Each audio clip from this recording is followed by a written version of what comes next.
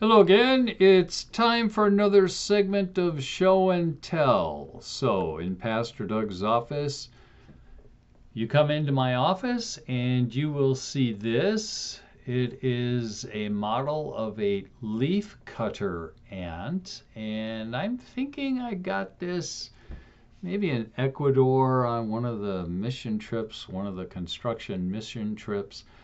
The representation of the ant with the leaf in its jaw is accurate. You can see them streaming across the ground, carrying pieces of leaves that they have chewed and are now carrying back to their nest. The amazing thing about all of God's creatures is that they are so wonderfully designed to integrate into their habitat. And leafcutter ants exhibit something that is called mutualism, where they take the foliage, and that is actually not what they're eating. They will sometimes eat the sap from the plant, but they don't actually eat the leaves. They put them underground and create a environment that is conducive to a fungus growing, and the fungus then nourishes the larva of the ants, and it's just a phenomenal cycle that you see repeated again and again.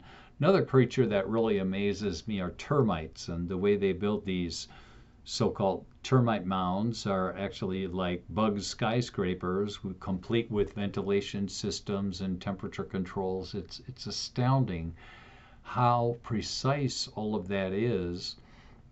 It just shows you the wonder of God's creation. And I thought this would make for a nice souvenir, something different to remind us that even the things that creep along the ground, as it says in Genesis, all the different creatures that God designed and created have such an important part in the ecosystem. And we don't pay attention to bugs much at all unless they invade our space.